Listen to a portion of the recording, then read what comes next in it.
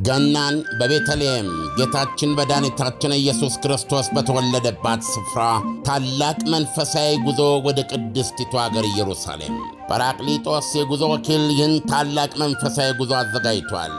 ጌታችን ከተወለደበት ቤተልሔም፣ ቀራንዮ፣ ጎልጎታ፣ ናዝሬትን፣ ጌቴሰማኔንና ቃና ዘገሊላን ይጎበኛሉ። በዮርዳኖስ ወንዝም ይጠመቃሉ። በተጨማሪም ገዳመ ቆሮንጦስን ጌታ የተንገላታበትን 14ቱን ምዕራፎች፣ ሞት ባሕርና ሌሎች በርካታ ቅዱሳን ስፍራዎችን ሊያስጎበኞትና በመልካም አቀባበል ተቀብሎ ረጅም ዓመታት ባካበተው የማስጎብኘት አገልግሎት እና ልምድ ምቹ በሆኑ ማረፊያዎች አሳርፎ በታወቁ ሼፎች በተዘጋጁ ምግቦችና ምቾት ባላቸው የጉዞ መኪናዎች መንፈሳዊና ታሪካዊ ቦታዎችን በምቾት ሊያስጎበኞ ከወዲሁ ዝግጅቱን ጨርሶ እርሶን ይጠብቃል። እንደዚሁም ለደብረ ዘይትና ለፋሲካ ምዝገባ ጀምረናል። አድራሻችን መገናኛ ለም ሆቴል ፊት ለፊት ወላንሳና ዘለቀ ሕንፃ አንደኛ ፎቅ ቢሮ ቁጥር 45ና 46 ነው። ለበለጠ መረጃ በ0939 666611 ወይም በ0930717171 ይደውሉ። ጰራቅሊጦስ የጉዞ ወኪል። ይህ አዋዜ ልዩ ነው። ያዳቆነ ሰይጣን ሳያቀስ አይተውም። ፕሬዚደንት ዶናልድ ትራምፕ ቤተ መንግሥታቸው ሳይገቡ በፊት የጎመጃ ዓይናቸውን የጣሉባትና አዲሷ የአሜሪካ ክፍለ ግዛት ሳላደርጋት በፊት እንቅልፍ አይወስደኝም ብለው የማሉላት የምድራችንን ቁጥር 1 ግዙፏን የአርክቲክ ደሴት ግሪንላንድን ነገር በተለይ ሥራዬ ብሎ የሚከታተል ልዩ መልእክተኛ መሾማቸው ተሰማ። ትናንት እሁድ ግሪንላንድን አሽኮርመሞም ሆነ እጇን ጠምዞ ወደ ሌላ እያሉ አሜሪካ ዕቅፍ ውስጥ የማስገባቱን ተልኮም የተቀዳጁት የሉዚያና ሪፐብሊካን አገረ ገዢ ጄፍ ላንድሪ ናቸው። ግሪንላንድ ሲጀመር የዴንማርክ ከፊል ራስ ገዝ ግዛት ናት። ሹመቱን በጸጋ የተቀበሉት አገረ ገዢ ላንድሪ ከልዩ መልእክተኛነት ሹመታቸው ለጥቀው በሰጡት አስተያየት ግሪንላንድን በገዛ ፈቃዷ የአሜሪካ አካል የማድረግ አገልግሎት እሰጥ ዘንድ መመረጤ ክብር ነው ብለዋል በኤክስ ገጻቸው። ዴንማርክ እንደ ወንድ ባለመቆጠሬ ነው የሚል ቁጭት አንገብግቧታል። በእሷ ግዛት ላይ የአሜሪካ ልዩ መልእክተኛ መሾሙ ይገባኝ ዘንድ በግዛቴ የአሜሪካን አምባሳደርን አስጠርቼ አነጋግራለሁ ብላለች። የራሷ የከፊል ራስ ገዟ ግሪንላንድ ጠቅላይ ሚኒስትር ደሴታችን የራሳችንን መጻኢ ዕድል ትወስናለች፣ የግዛት አንድነታችን መከበር አለበት ሲሉ አስምረዋል። ትራምፕ በወርሃ ጥር 2024 በፈረንጆች ያለፈው ዓመት ማለት ነው ወደ ዋይት ሃውስ በድጋሚ ከተመለሱ ጀምሮ ደሴቲቱ የምትገኝበትን ስትራቴጂክ ስፍራና አንገብጋቢውን የማዕድን ሀብቷን በመጥቀስ ሀገራቸው በደሴቷ ላይ የነበራትን የኖረ ረሃብ ቀስቅሰዋል። የ79 ዓመቱ ትራምፕ ግሪንላንድን የአሜሪካ ዕቅፍ ውስጥ የማስገባት ጥረታቸው ከባሰበት በሰደፍ ጭምር እስከ መውገር እንደሚደርስ በአደባባይ በመናገር የኔቶ አባል የሆነችውን የግሪንላንድ አሳዳሪ ዴንማርክን ፊቷ በጥፊ የጮለ ያህል በአፍረት አንገት አስደፍተዋታል። ለወትሮ ሁለቱ አገሮች ከሰላምና ከተድላ ውጪ ኮሽታ የማያውቅ ረጅም ሰላማዊ አብሮነት ነበራቸው። የ57,000 ዜጎች አገር የሆነችውና በፈረንጅ ከ1979 ወዲህ ከመከላከያና ከውጭ ጉዳይ ፖሊሲዎቿ ውጪ የሰፋ ራስ ገዝነትን ኖራለች፣ አጣጥማለች። ዘገባዎች እንደሚሉት ግሪንላንደሮች ከዴንማርክ ነፃ ወጥተው በራሳቸው ነፃ አገር ሆኖ መኖር ምርጫቸው ቢሆንም የአሜሪካ አካል ሆኖ የመለበጡን አማራጭ ደግሞ አይወዱም።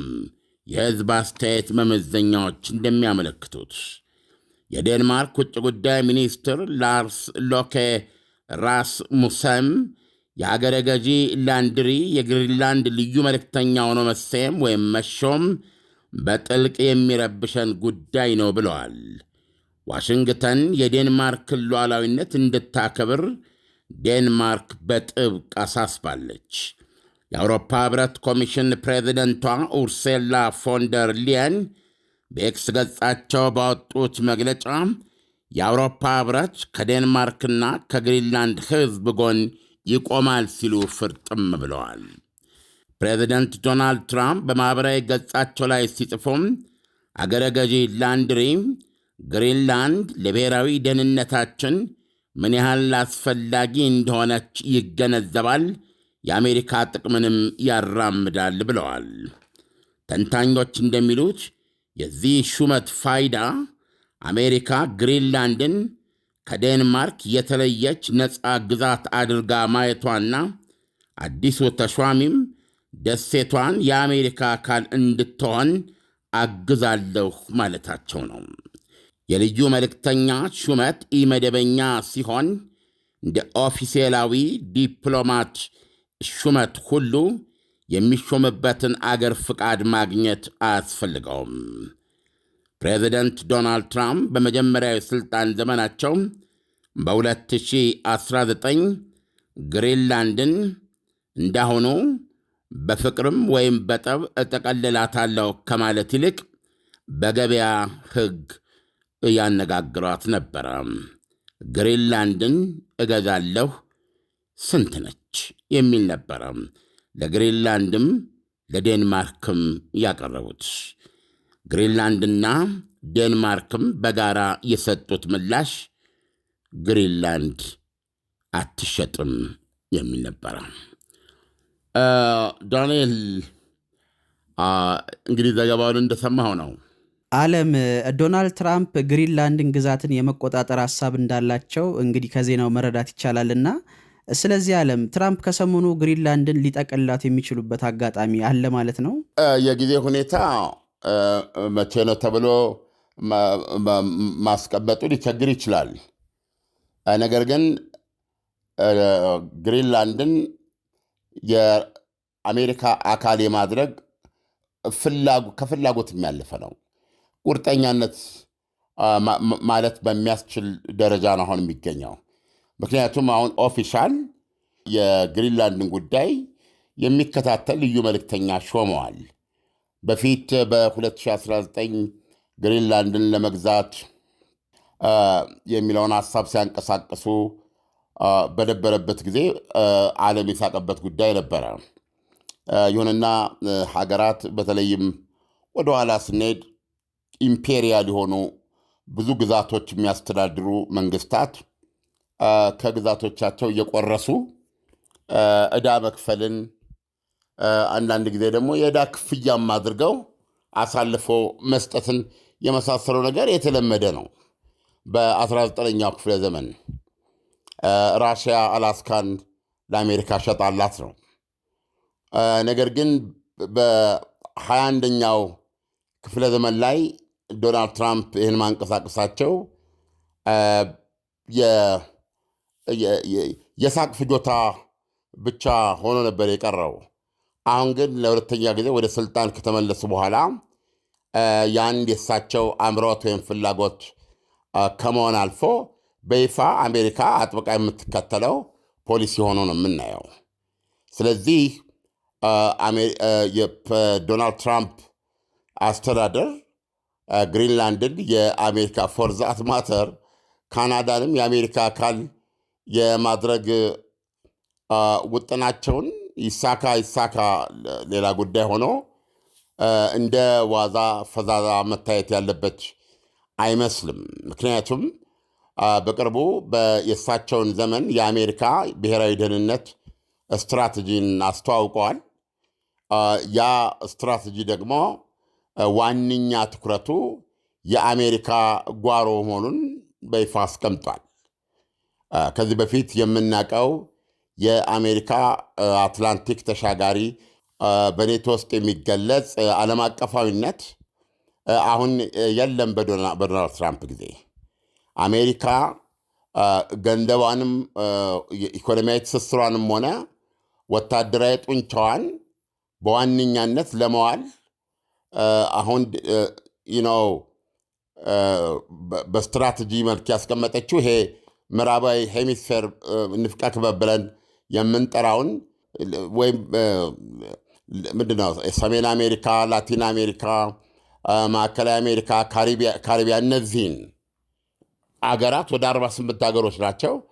የሞንሮ መርህ እንበለው በሚለው የቀድሞ ከዚህ በፊት የነበረው የቀድሞ የአሜሪካ መንግስት ፕሬዚደንት ያስቀመጡት በጣም ቪዥን ነው።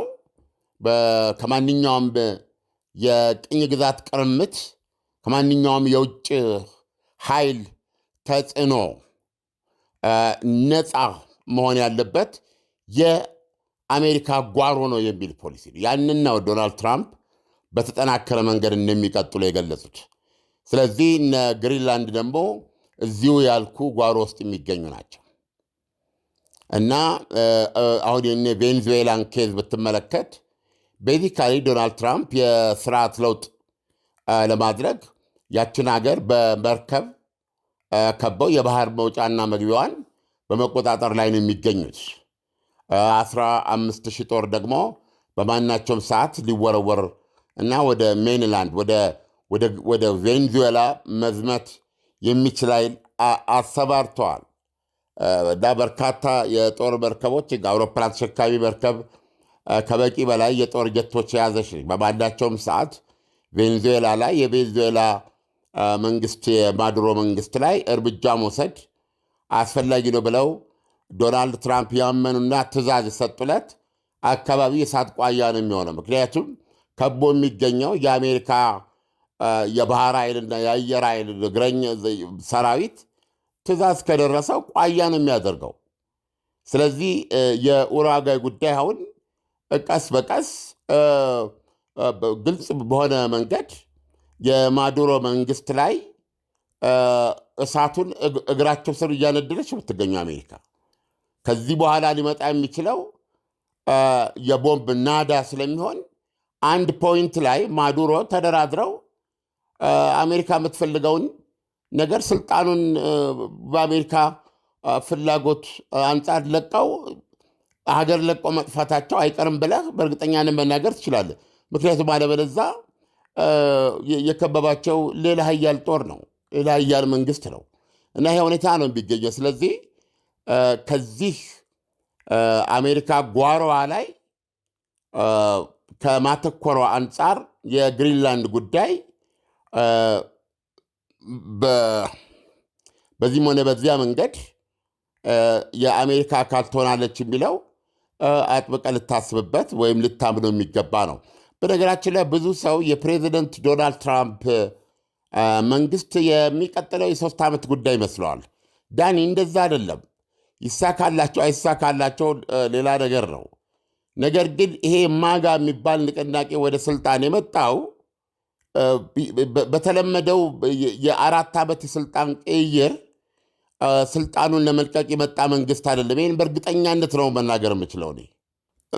የፕሬዚደንት ዶናልድ ትራምፕ መንግስት ከዚህ በፊት በታሪክ ከምናውቀው የአሜሪካ የመንግስት አሰራር በተለየ መንገድ የፕሬዚደንት ዶናልድ ትራምፕና የእሳቸውን ካምፕ አመለካከት ወይም ቪዥን የሚጋራና ለዚህ የተገዛ ይህንን ለመፈጸም አሜን ብሎ የተዘጋጀና እንደዛም ሆኖ ስለተገኘ ብቻ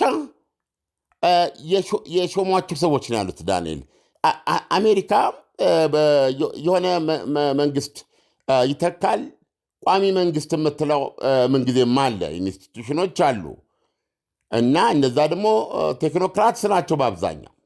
በዶናልድ ትራምፕ ጊዜ ግን ወደ 50 ሺህ የሚሆነውን ተቋማት ይሄ ቴክኖክራትስ የሚባለው ይሄ መደበኛ ስራ የሚሰራውን ድብቁ መንግስት በሚል ምንጥርጥር ነው ያደረጉት። አየህ፣ በመነጠሩት ሰው መጠን ደግሞ ፕሬዚደንት ዶናልድ ትራምፕን አለቃዬ ጌታዬ የሚል ሰራዊት ነው ያስገቡት። አሁን እንኳ በዚህ በአውሮፓና በዚህ በአፍሪካና በኤዥያ በአብዛኛው እንዲሁም በሌሎች ሀገሮችም አልፎ አልፎ አለው ወደ 30 አምባሳደሮችን ወደ ሀገር ቤት እየጠሩ ነው። እነዚህ የተጠሩ ከአፍሪካ የተጠሩ አምባሳደሮች ሌላ ስራ ሊሰጣቸው ሌላ ስምሪት ላይ ሊሄዱ ይችላሉ ብሏል። ሌላ አይነት ስራ ምን ሊደረግ ነው? የዶናልድ ትራምፕን ፖሊሲ ፕሬዚደንቴ እንዳሉት እያሉ የሚናገሩ ሌላ ለአዲስ ተሿሚዎች ሊሰጡት ነው ማለት ነው። ስለዚህ ማንም ሰው ልብ ማለት ያለበት የዶናልድ ትራምፕ ወግ አጥባቂ መንግስት ለምሳሌ ብዙ ሰው ይሄ ምክትል ፕሬዚደንት ጄዲ ቫንስን ምክትላቸው አድርገው በመረጡበት ጊዜ ለብዙ ሰው ፖለቲካውን የአሜሪካንን ፖለቲካ የሚከታተል በፍጹም እንግዳ የሆነ ሰው ነው። በጣም ወጣት ሰው ነው። ምልከታው አብሮ የሚሄድ ከመሆኑ በስተቀር ኦልሬዲ ዶናልድ ትራምፕን ተክቶ ተከታዩን ምርጫ እንዲወዳደር በብዙ መልኩ ዝግጅት እየተደረገ ነው። ሰንሰለት አለ። በዚህ ስልጣን ላይ ባሉበት ሰዓት ዶናልድ ትራምፕ በሪፐብሊካኖች በዲሞክራቶች የሚተዳደሩ ከተሞች ላይ ወታደር በማሰማራት በተለያዩ ምክንያቶች ከተማው ምንድነው የግድያ በዝቶበታል ምናምን የተለያየ በሽብር የታወከ ነው የሚሉ ነገሮችን በማቅረብ ብሔራዊ ዘቡን የሀገሪቱን ጦር በማሰማራት ይሄ ዲሞክራቶች ስለከሰሱ አይደለም ዳኒ የምነግርህ። ሁለተኛ ይሄ ደግሞ ጸረ ስደተኛ የሆነ ፖሊሲያቸው ራሱ በስደተኛ ጉዳይ ላይ ዲሞክራቶች በሚሊዮን የሚቆጠሩ ዜጎች አሜሪካንን ሀገራቸው አድርገው እንዲኖሩ በተለያየ ደረጃ ሁኔታዎችን ሲያመቻች የቆየ መንግስት ነው ዲሞክራቶች። አሁን እንኳን የምትሰማው ግጭት ባለባቸው ሀገሮች ላይ ከዛ የሚሰደዱ ዜጎችን ለተወሰነ ጊዜ በአሜሪካን ሀገር እንዲቆዩ የሥራ ፈቃድ አግኝተው እንዲሰሩ የሚያስችል ጊዜያዊ ከለላ በመስጠት እንደዚህ ብቻ በዚህም ሆነ በዚህ አግባብ እግራቸው አሜሪካ ምድር የረገጠ ስደተኞችን በአሜሪካ ውስጥ የማቆየት ፖሊሲዎቻቸውና አሰራራቸው ዲሞክራቶች በስደተኞች በጣም የተወደዱ ናቸው። አሁን የዶናልድ ትራምፕ ስደተኞችን ህገወጥ እነዚህ አስገድዶ ደፋሪዎች ከየጤና ከየአእምሮ በሽታ ማዕከል እያመለጡ የመጡ እንደዚህ እያሉ እየጠረነፉ የሚልኩበት የቀሩትንም ኢብን ህጋዊ የሆኑ ስደተኞችን ለአሜሪካ ጥቅም እስካልሰጠ ድረስ ዜግነት እነጥቃለሁ የሚል ሳይኮሎጂካሊ በዚህ ደረጃ ትርምስ የሚፈጥሩበት ዋነኛው ምክንያት ኢቨንቹዋሊ ምርጫ በሚመጣበት ጊዜ የዲሞክራቶችን የድጋፍ ድምፅ ምንጭ የማድረቅም ነው። ስለዚህ የዶናልድ ትራምፕ አስተዳደር የሚቀጥለው የአሜሪካንን ምርጫ ዲሞክራቶች ከቶም እንዳያሸንፉ መንግስታዊ አቅሙን በመጠቀም የማዳከም የተለያዩ ስራዎች ይሰራል። ይሄ በሂደት እያየነው ያለነው ማንም አይኑን ገልጦ የሚመለከት ሊያየው የሚችለው ነው። ስለዚህ የዶናልድ ትራምፕ ወግ አጥባቂ መንግስት የመጣው በየ4 ዓመቱ ወይም በየ8 ዓመቱ ሳይሆን አሜሪካንን እውነቱን ለመናገር በራሱ ገጽ በራሱ አምሳል ለመፍጠር የመጣ አዲስ ኃይለኛ ንቅናቄ ነው። ስለዚህ ይሄንን ይሄ ማለት ግን ይሄ የእነሱን ነው የምነግርህ። ይሄ ማለት ግን ሁሉ ነገር እነሱ እንዳሉት 1+1=2 በሆነ መንገድ ተሳክቶ ሁሌ ሊሳካ ይችላል፣ ምንም ማድረግ አይቻልም ማለት ደግሞ አይደለም። ስለዚህ ግን በእነሱ ውስጥ በእነሱ ቪዥን ውስጥ በእነሱ ዶክትሪን ውስጥ ስታየው አሜሪካንን ለብዙ ዓመታት ነው ሊመሩ የሚፈልጉት እና በዚህ ደረጃ ስታይ የነ ግሪንላንድም ሆነ የነ ካናዳ የአሜሪካ አካል መሆን ዩዋ ሊደር እንጂ ኢቨንቹዋሊ መሆኑ አይቀርም ብለው ያመኑበት ንቅናቄ ነው፣ ያመኑበት ስትራቴጂ ነው እና ይህንን መቀበል ያስፈልጋል። በተለይ ግሪንላንድ በከፍተኛ የማዕድን ሀብቷ በተለይ ሬር እርዝስ የሚባለውን ምቅ ያላት ናት። ተፈጥሮ ጋዝ፣ ነዳጅ የመሳሰሉት የወደፊቱ የሀያላን ፍልሚያ አርክቲክ ነው። የአርክቲክ በረዶ እየቀለጠ ፍልሚያው እየጨመረ ነው የመጣው እና አንድ ማስታወሻ ለአድማጮቻችን መስጠት እፈልጋለሁ። አለም እዚህ ጋር አንድ ጥያቄ አለኝ። እሺ፣ አሁን አሜሪካ ግሪንላንድን ብትቆጣጠር ወይም በእጇ ብታስገባ ግሪንላንድ ላይ ያለው የማዕድን ሀብት አሜሪካ ከቻይና የምታስገባቸውን ማዕድናት በቀላሉ ከግሪንላንድ ልታገኛቸው ትችላለች ማለት ነው ወይ? ወይም ደግሞ በሌላ አነጋገር አሜሪካ ከቻይና ጋር ያላትን የማዕድን ግዢ ጥገኝነት ለመቀነስ ያስችላታል ማለት ነው ወይ ለማለት ፈልጌ ነው። አዎ ያስችላታል። አንድ ምንጭ ብቻ አይደለም፣ ብዙ ምንጮች ባበዛ ቁጥር በአስብቶ በላ። ለምሳሌ የቻይና ፖሊሲ አስብቶ ገዳይ የሚባል ነው። በገፍ በማውጣት በገፍ አላት የማዕድን ራሱ እና ፕሮሰስ አድርጎ በሚፈለገው መንገድ በማቅረብ ደረጃ ደግሞ የሚወዳደራትም የለም በዓለም ላይ። ስለዚህ አሁን ሀገራት ይህንን በማሰብ አርቀው ከወዲሁ መሰናዳት እንዳይችሉ በጣም በረከሰ ያለ ችግር በቀላሉ እንዲያገኙት በማድረግ ላለፉት 30 ዓመታት ሰርታለች ነው የሚባለው። አሁን ቻይና እጅ መጠምዘዝ የምትችልበት ነው። ቻይና አሁን እሱን መያዝ ስትጀምር የቻይናን ለመተካት ቻይና የደረሰችበት ለመድረስ አንዳንዶች እንደሚሉት ሌላ 20 እና 30 ዓመት አይበቃም ነው የሚሉት። በዚህ ጊዜ ውስጥ ደግሞ ቻይና አምልጣ ነው የምትሄደው ማለት ነው። ስለዚህ ይሄ በጣም ወሳኝ ነገር ነው ለአሜሪካ። የቅድሟን ለመደም እንደሚያክል እኔ በጣም ስለምከታተለው ነው በግሌ።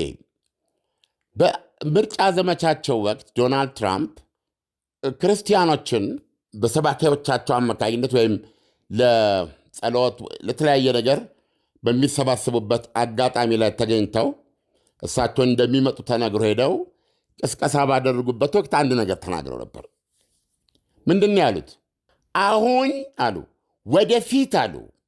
ወደፊት ዳግመኛ ድምፅ ለመስጠት መውጣት እንዳይኖርባችሁ ከፈለጋችሁ አሁን በነቂስ ወጥታችሁ መረጡኝ ነበር ያሉት። እና ብዙዎቹ በወቅቱ የተረጎሙት አሜሪካንን አምባገነናዊ ሀገር ሊያደርጉ ነው ወይ? አሜሪካ ውስጥ ዲሞክራሲን አንቀው ሊገሉ ነው ወይ? ምርጫ የሚባል ነገር ላይኖር ነው ወይ? እንደዚህ የሚሉት ተብሎ ነው ያንዴ የተተረጎመው። ነገር ግን አንዴ መርጣችሁ አንዴ ስልጣኑን ሊያዝ ነው። ስልጣኑን ከያዝኩ በኋላ አሜሪካን የመሰረታዊ ማንነቷ፣ ባህሏ ከክርስትና የሚመነጭ ነው። አሜሪካ ክርስቲያን ሀገር ናት የሚለውን ነገር ማንነት ከዛ ውስጥ የሚመነጭ በዛ ውስጥ የሚገለጽ ባህሏንና ምዕራባዊ ስልጣኔዋን